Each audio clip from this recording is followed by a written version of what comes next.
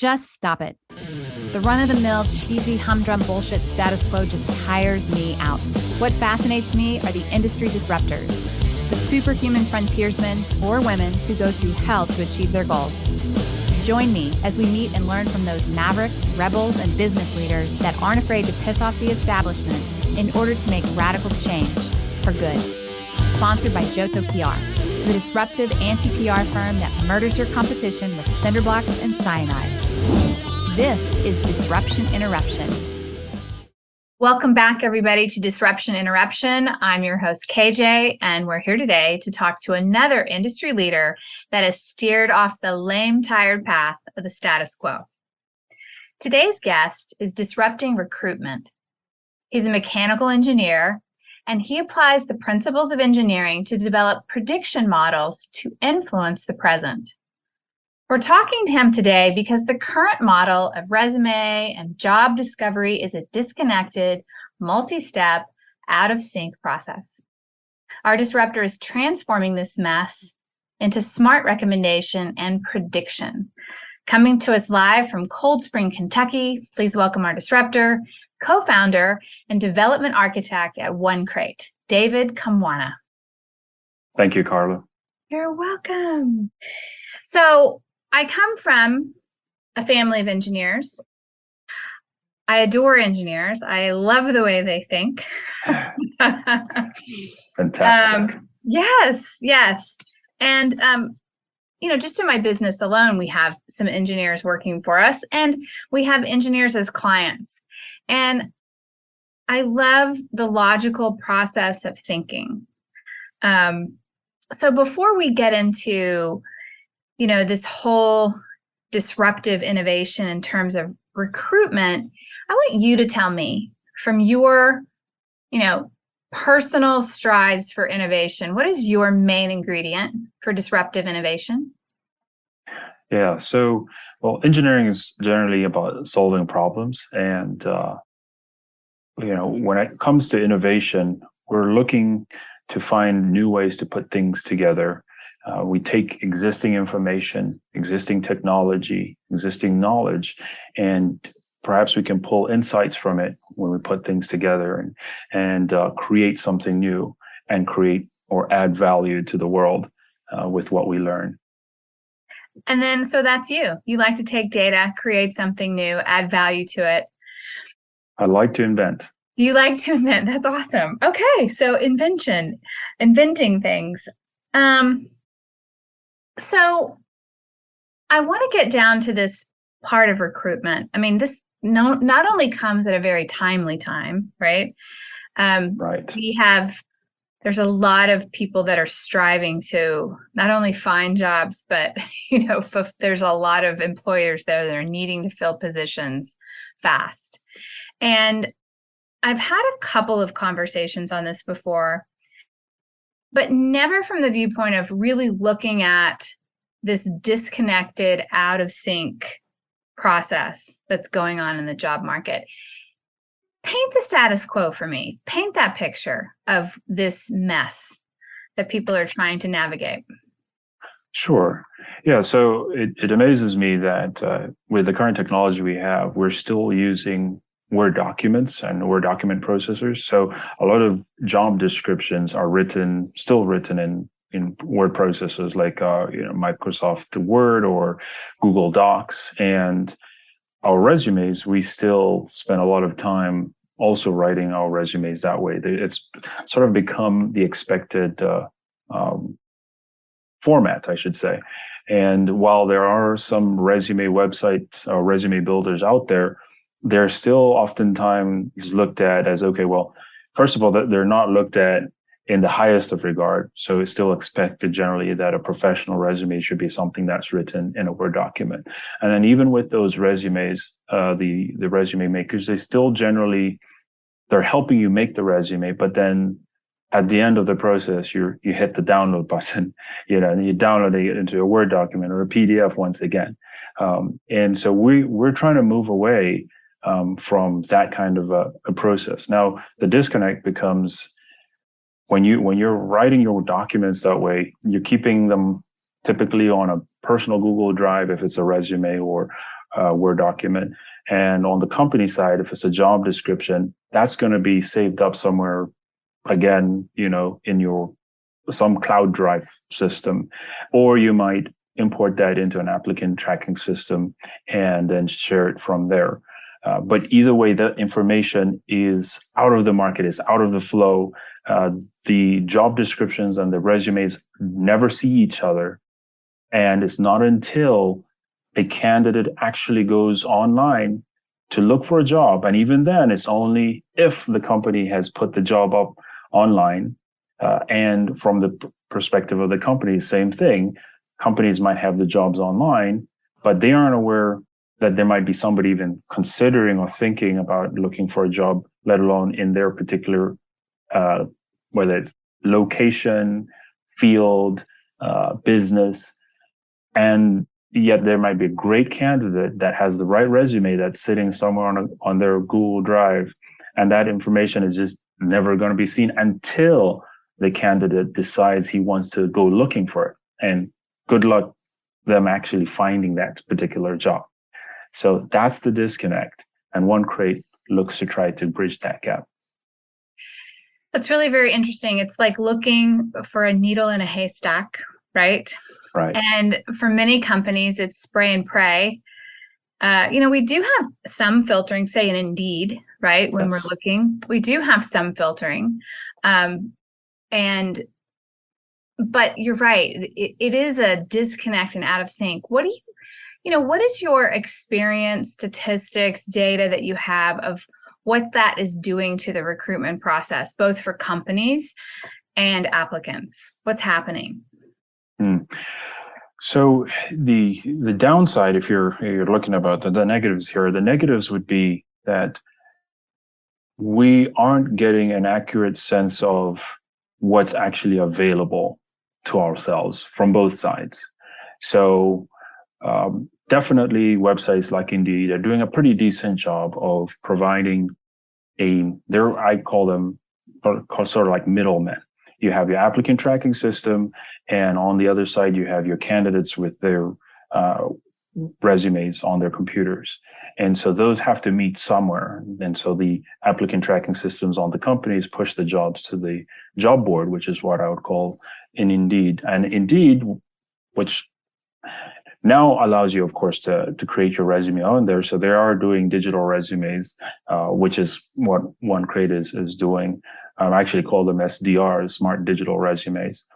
But you can still see the lingering PDF type format. Hey, upload your PDF, upload your document, and then they parse that information and convert it into a digital resume. But so to answer your question, though, we're missing out on a lot. Let's put it this way: there's a lot of dead information. So the job descriptions aren't what I call living, and the same applies for a lot of the resumes. Well, I'm trying to create a system that flows more fluidly. So if all this information is always available online, even if the job description, or rather if the job isn't available, but the job description can be, you see, so we can then be able to accurately assess the quantity of a certain type of job in the market and have that kind of information feed back to the number of job or resumes that may or may not be available, and actually make some pretty cool predictive models based off of that available information, because it's all live, it's all dynamics, all online, whether the job is available or not, whether a candidate is available for a job or not. You know why I love this? I have said for years that universities need this kind of technology because they are gluttoning certain professions, right? Mm-hmm. Driving students through certain professions where there is not an availability of those jobs. It is too much. And students go through these, come up with massive student debts. And, how many of us do not use what we went to school for? Yeah. Like how many of it is a staggering percentage, right? You've tied right into what we call phase 2 of OneCrate. So phase one, which is what is available right now, and is the initial step to creating the framework, which makes us very excited for phase two. But phase one is what I've essentially described, creating these databases that carry this information of job descriptions and resumes in the same place, living and always online. Phase two, which is going to be built on the foundation of phase one, allows for what we call pathways. And pathways is the ability to create these predictive paths for anybody coming in. You could be 15, 16, 17, just, figuring out what are you going to do for the rest of your life. And you could put in a few key metrics based off of your personality, your interests, how you feel you've done in high school. And we would be able to create a pathway for you to a specific type or set of jobs. So based off of that information and say, okay, this is actually what's out there. This is what the demand looks like in the next 4 years for these kinds of positions. So we're creating that predictive capability for you to make smarter decisions in the present. You see that's I'm pretty sure you read something about me talking about making predictive capabilities so you can make decisions in the present. That's what I'm talking about there. So you get this. Okay, this is your skill set, or these are your interests. These are a set of jobs that you could work towards. To do those kinds of jobs, you're going to need this kind of degree or this set of skills. We can actually tailor a program for them to pursue. So there's a lot from a business point of view. There's just a lot of value in that. I'm very excited about exploring those opportunities. It's a huge value. I mean, it is like it is a supply and demand predictive model for career paths. Yes. And that's right. It is highly stressful for kids, getting towards the end of high school if they don't know what they want to do. It's still stressful. I'm being in college and, you hoped and prayed you picked the right profession, right? Sometimes we change, but, people wanting to change careers, things are changing. Take a look at what's happened with, the pandemic, right? Certain industries, oil and gas, entertainment, you name it, just, losing massive amount of people because of, the opportunities that are leaving. And wow, what if they had something like this where they could change a career path, right? And have some predictive model to see the supply and demand. That's right. And here's a fun thought. One of the challenges that we're having right now in the United States, I'm wondering if it might be starting to be a global issue, but I think it's primarily here in the United States, and that's student debt. And so asking the question of what's driving that, why is this happening? And, I don't think it's a very simple answer, but I'm wondering if, I have wondered, thinking about the development of OneCrate, is that perhaps are students feeling as though they're held hostage to a certain expectation. Yeah. And that expectation also might be a facade. So here's what I mean is companies will have big HR departments depending on the size of the company, and they're creating job descriptions. And the job descriptions, as you pointed out just a few minutes ago, oftentimes, you get out of college and you're only using a fraction of what is actually needed for, a fraction of what you learn from school in the job. What if a lot of recruiters, a lot of HR people are creating these job descriptions and putting must have X, Y, or Z, usually must have degree, must have, master's, or whatever the qualification is, without really thinking too much to what it actually takes to do a specific job. And that's just become standard. So all of a sudden, you come in, you're an HR person, you're not even going to think twice about saying the job must be a degree holder. Well, maybe that's not exactly accurate. And is it possible that there could be a different path? This is part of the Pathways program to that job. So And why I think this is particularly important is then if that were true, and imagine approaching a big company, and in fact, the fun thing is big companies are already doing this. So we already know Microsoft, Facebook, Amazon, they already have internship programs that allow you to join their programs out of high school to get into a position that could be paying you $250,000 a year. They already have that. So we already know that it's possible. So imagine going down that path and ask that person, how much did you spend to get the skills that you have that are getting you paid $250,000 a year? And then you know, compare that with somebody who goes to 4-year computer science program, learns a whole bunch of different things, and spends, I don't know, $150,000 to get through the program or more, and then has to start from the bottom, and probably still has to be trained by the company that they're going to work for. I'm just wondering if colleges and universities, they don't feel the need to, they're not in check. They're not kept in check. No, they're not. Because the expectation is that, hey, the market is going to demand a degree, so we can write whatever we want on, you know, on the cost of education. It's well, you know, that's creating a lot of animosity.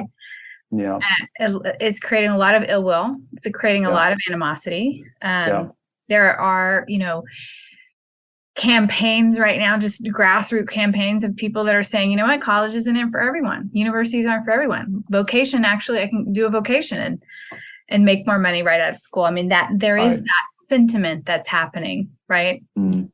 You know, one thing that you mentioned that I thought was very interesting is,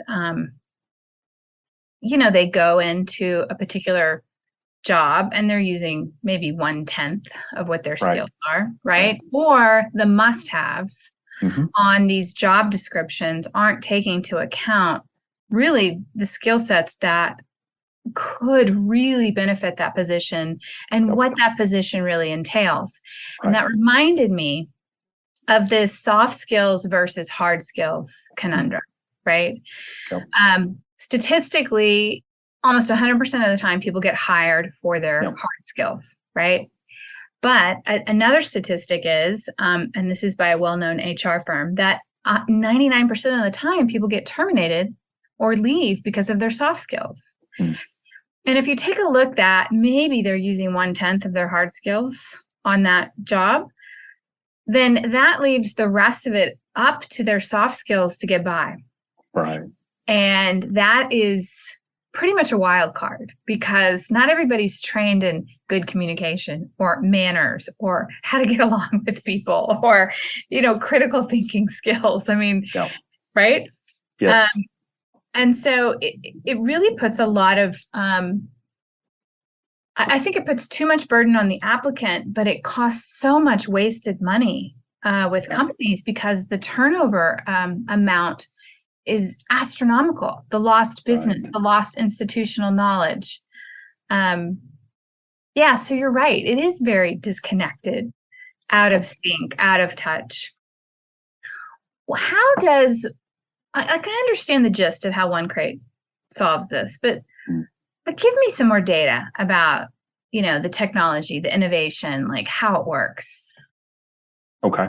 Yeah. So primarily we're building recommendation algorithms, and the recommendation algorithms are based on information coming from, of course, the resumes and the job descriptions. So right now, unfortunately, we still do allow people to upload their Word documents or PDFs, right? But what you say unfortunately? Unfortunately, I look forward to a time where we don't need to use word processor. So you'd be able to, I mean, and we already have that, by the way. We just provide the ability to still upload because, I mean, most people still have Word, you know, PDFs and stuff. But the idea is to move away from that. And if we can get OneCrate to a place where, you know, let's just say, you know, we can increase the number of jobs, which it's a chicken and egg problem OneCrate has. You know, you have to get the jobs to get the candidates. You have to get the candidates to get the jobs. So, it's very, very challenging. And right now we're primarily focusing, I would say 80% on the candidate side, getting candidates to upload their resumes or create their resumes, preferably on OneCrate. The beauty is that you are entering the data directly into a database, which allows us to do a lot of information a lot of data processing with that data, because it's coming in as text, as opposed to having to, upload a PDF and try to understand the content of that PDF. So that's what we do on the candidate side. And that is already available for candidates to use. They've been using this since testing began last year, so over a year, although officially OneCrate launched in January. Now, on the company side, there's a bunch of cool things available for companies to use, but the key thing is the job descriptions. Obviously, we want to encourage companies to build their job descriptions in OneCrate. So same thing here, discouraging uploading PDFs. In fact, on the company side, we don't allow them to upload PDFs at all. If you want to join OneCrate, you would either make an appointment with us, or you could do it yourself.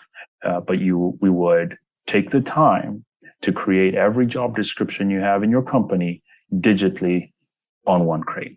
So every field is entered in so that we understand what each word essentially means. Mm. And we can then use that in our algorithms and our recommendation algorithms to do a lot better in terms of prediction, recommendation over time. That's awesome. Are you guys in a beta phase still, or you're now open to the public?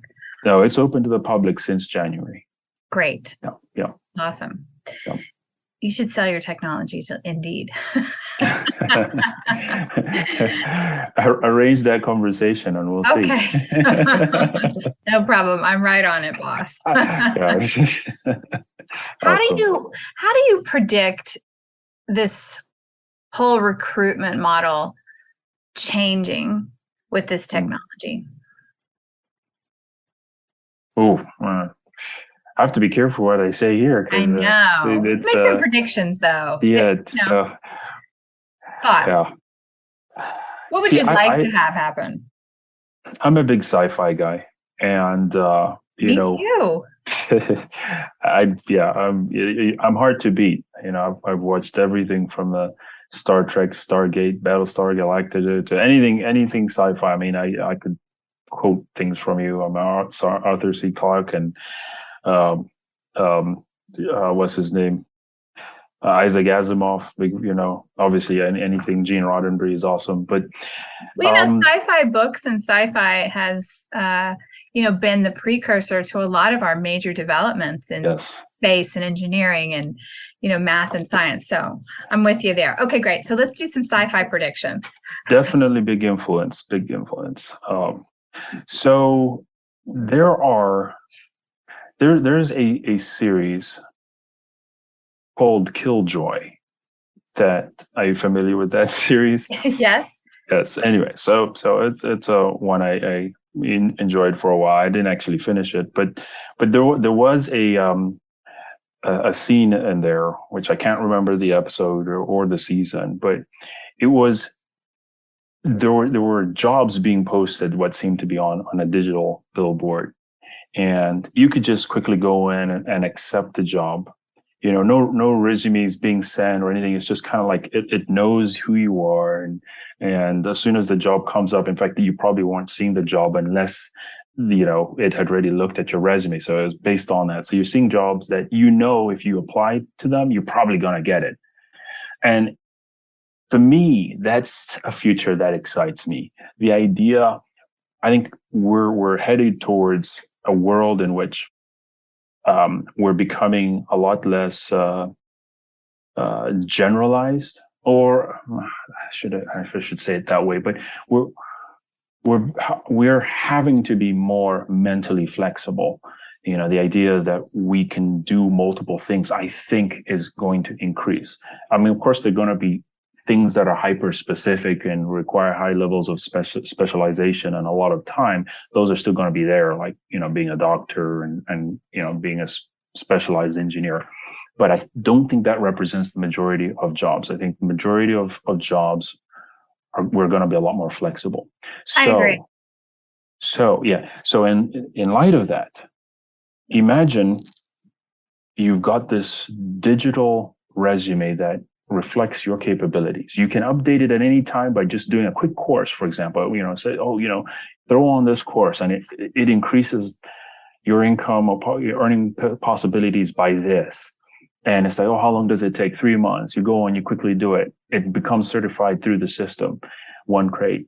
And after you're certified, all of a sudden you go into the jobs and, oh, here's a job, 3-month contract or 6-month contract. You want to do it, hit tab. And you're only getting it because you already have the qualifications. Damn. On the HR side, they're not busy worrying whether you can do the job or not. They know you can because it's already there in the system.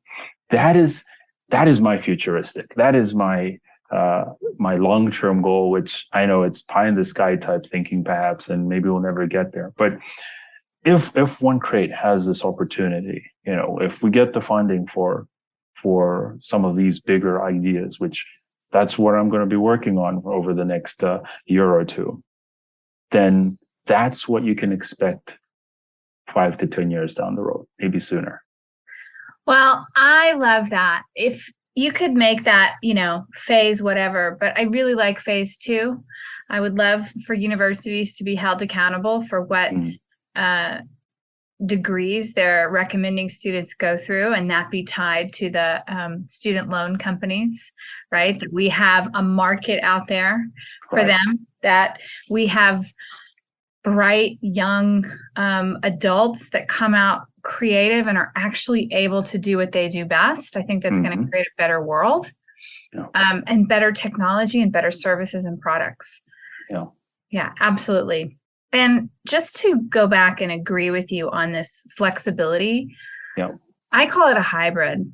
I have noticed over the years, just in hiring, that the positions, if I do not have false data or fixed ideas about the positions that we hire, I have been able to see people with, I call them hybrids. They have a hybrid experience. They have a flexible experience, work experience that allows them to do the best that they possibly can in certain positions, right? So I love this contrarian theory. Let's go against the status quo and let's create this killjoy future. Not the best name for the thought, but no, yes. It's really not, is it? I mean, when I was thinking, when you were talking about it, I was like, yeah, that's right. How could that be a killjoy? Right. What were you like? You've always been an inventor. You love inventing. What were you like as a little boy? Like, what were you like growing up? Did you create these crazy inventions? Almost anybody that you would meet from my childhood would tell you exactly that. I was the kid in school that people would bring pieces of paper to make their paper planes, because I could fold the paper better than everybody else. I could cut straighter lines. That was me. I was the inventor in school, and that never changed. I used to make. In fact, I remember one time, we had to do these. I guess it was arts and crafts is what it was called, and I would have been in grade 2 or grade 3 at the time, and we had to make boats. Just these, and we were actually going to run them in the river. Our school was right near a brook, and so everybody, some people had little bottles, that they would use, and that would be it. Some people got like those styrofoam, like what you'd get chicken in or something like that. The what do you call those styrofoam trays? Yeah, I guess, yeah, exactly. And my thing was a huge catamaran. I mean, it was huge. I had like multiple bottles tied together, and it didn't stop there. I actually put an electric motor on it, and this was in grade 2 or grade 3. So I had like electric 7 motor or 8. on it So definitely, so I would say several orders of difference between my colleagues when it came to the arts and crafts side of things.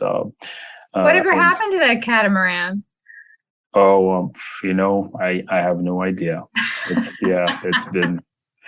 It's been years. I have no idea. But yeah, that's who I was growing up. Bit of a storyteller. There's no doubt about. And when I say storyteller, not necessarily the best of light, because I would make up stories and then make them seem real. Like, it's essentially lying to my friends about these elaborate things that I had at home and all the rest of it. Very imaginative mind. Um, but I do have one memory that I know it's something. I know childhood memories can be perhaps false. It could be a false memory. I could be remembering it differently. But for some reason, as an adult, I always remember, because I come from Zambia, a very remote, poor area of I should say Zambezi, a very remote, poor area of Zambia, and very rural. At the time, I grew up in a place where there was one car in the entire town, one car, Wow. And I remember looking up, hearing a plane fly overhead, way up. It must have been like a jet, because it was real high up. And just thinking to myself, just with this almost like a gut wrenching feeling that I would never be up there. Like, that was just something that you couldn't even imagine what kind of people were up there. It was just so foreign from me, and nobody that I knew at the time had ever flown. No one. It was just such a foreign idea. I knew about planes. I knew people were in them, but we didn't even have a car, let alone the thought of flying in a plane. So that memory just stuck with me, and I feel like it stuck with me. Just thinking, it's spurred me on, and thinking one day I'm going to try to figure out how to make that happen. And of course, many years later, that has happened many times over. But yeah, do you remember the should first give you a time little you picture of my flew in a background. plane? Do I remember? Yeah, I do. You do? Oh, absolutely. Believe it or not, it was actually for school. And that's also a bit of a complicated and long story there. I come from, there's a lot of fortunate circumstances that have transpired in my life that I'm very grateful for, and that gave me opportunities that I know a lot of people where I was from certainly never had access to. So I have to make sure to highlight that it's not like, oh, it's just me, or I'm some unique person. Even my creative spirit. I would say I would have to give a lot of credit to my grandfather, who was a missionary in Zambia. So that's a complicated story. He was actually British, and he being a missionary in the middle of nowhere. And by the way, he's the person that had that car. Had to do almost everything on his own, everything from wiring his house to fixing the car to everything. And he had a tremendous workshop for considering the circumstances. And so I spent a lot of time with him from the moment I could walk in that workshop. So there is no doubt that the wiring in my brain, there's a big part of working with him that has influenced that and changed my perception of reality and so on. That is the only beautiful. other thing. Thank you. That is beautiful. I can really see how your experiences have led you to this, wanting to create and invent something that creates opportunities, better opportunities for others. I can totally see that. That's funny. I had actually not even thought about that. Well, there you go. Leave it to me. Yeah. Do you have any crazy passions outside of OneCrate, or anything that you're inventing, like as a hobby? Yes, as a matter of fact, I'm working on bringing something to the market, hopefully by Christmas. I call it the Calf Buster. It's a device for exercising your calves. And there's actually a website for it called thecalfbuster.com. And it's, I've built a prototype, and hopefully, like I said, if it all goes to plan, by Christmas time, people will be able to buy it. Yeah. That's awesome. Now, why calves? Why calves? Well, as usual, solving problems. I'm a 6'2" skinny, lean guy, and calves are one of the most difficult muscles on the human body to develop. So, actually, it came from my desire to develop better looking, sexier looking calves. Well, there you go. Awesome. Yeah, that's I where love that came that. from. But aside from that, I play the piano as well, so I enjoy doing that. I compose music, nothing Broadway street worthy, but definitely, enjoyable, family enjoyable. That's That kind of nice. stuff. Yeah. That's awesome. Do you play classical? No, actually, I learned primarily, I guess you'd call it improvisation. I play by ear. So yeah, I mean, there's not much else to say. Yeah, I was trained classically and I can read sheet music. I cannot play by ear. Interesting. I know, Yeah, very interesting. yeah. Now I've come across a lot of people like that. Yeah. That's interesting. Yeah, you can describe, and I can look at the notes on a piano. I mean, I learned all the meanings of everything, but I can't read it fast enough to call, like, I'll play a lot worse if I was trying to read music. Let's put it that way. That's good. Yeah. David, how do people get a hold of you? How do they find OneCrate? How do they connect? So I would say LinkedIn is the best way to find me.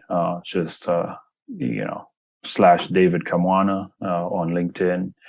I have a Twitter, but I'm not particularly active on there. I'm not significant or important enough to, Twitter is one of those that I'm still figuring out. So I haven't used it long enough. But yeah, that would be, I think LinkedIn would be the easiest way. Yeah. Okay, great. And the URL for the website is OneCrate.com. Is that right? That's right. OneCrate.com. Yeah. Awesome. Everything, if there were any questions, anybody was interested in finding out, there's ways to contact us through OneCrate. Yep. Awesome. David, thank you so much. I have never heard something like this before. I'm so glad you're doing it. I can't wait for phase 1, phase 2, and who knows what's next. Thank you. I appreciate it, Carla. Thank you very much. You bet. That's a wrap, everyone. If you learned something today, go tell someone about this podcast and tell people to go disrupt their markets with a tidbit from this show. Thanks for listening to Disruption and Eruption, where we transform lives, change consumer behavior, alter economics, and never accept the status quo. Ciao for now. Because we live in a highly litigious society, with America being one of the top litigious countries in the world, here's our legal disclaimer. This information is not intended to be a substitute for professional public relations or legal advice. Do not disregard seeking professional, legal, healthcare, or financial advice, or delay seeking professional PR or legal advice because of something you have heard here. Contact an attorney to obtain advice on any particular legal situation or problem. Use of this podcast or our website or any of its social media or email links do not create an agency-client relationship between Johto PR and the user.